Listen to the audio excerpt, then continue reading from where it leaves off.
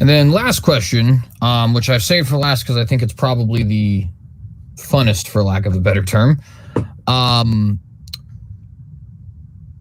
Questioner basically says, I'm curious if Hugh Ross has ever addressed the Nephilim / son of gods. In other words, what do you believe those are? I know that's not necessarily related to old Earth versus young Earth, right. But it's sort of a fun one, so to speak, right?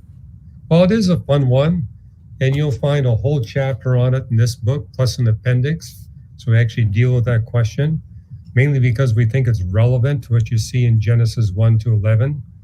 Where it says the sons of God came to the daughters of men, and they gave birth to the Nephilim, and God wiped the Nephilim out with a flood. But it says the sons of God came after the flood, and there was a new generation of Nephilim.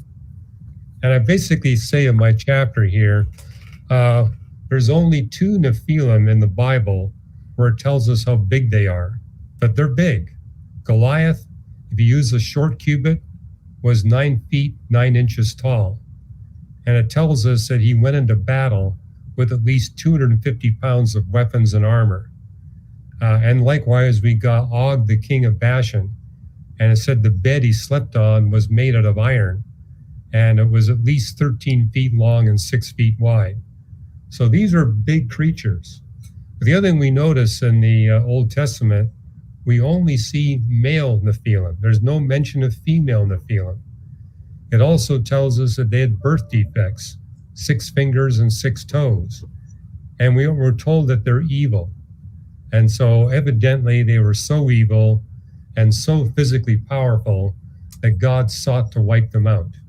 He first wiped them out with a flood, and then he used David's mighty men to wipe out the last of the Nephilim during the reign of King David. And there's multiple explanations as to what these Nephilim are all about. I do make the point that based on their height and the amount of weight of weapons and armor they took into battle, there's something supernatural about them. Because a human being that tall would not be mobile. I mean, the thing we notice with people that get beyond 8 feet, serious loss of mobility. They can't carry anything. And it's a principle of physics. As your height goes up, the weight of the bones to support that height goes up geometrically. And so there's a good reason why the tallest players in the NBA are the least mobile. They're having to carry that heavy body around. And so your best basketball players are not the ones that are 7.5 and 8 feet tall.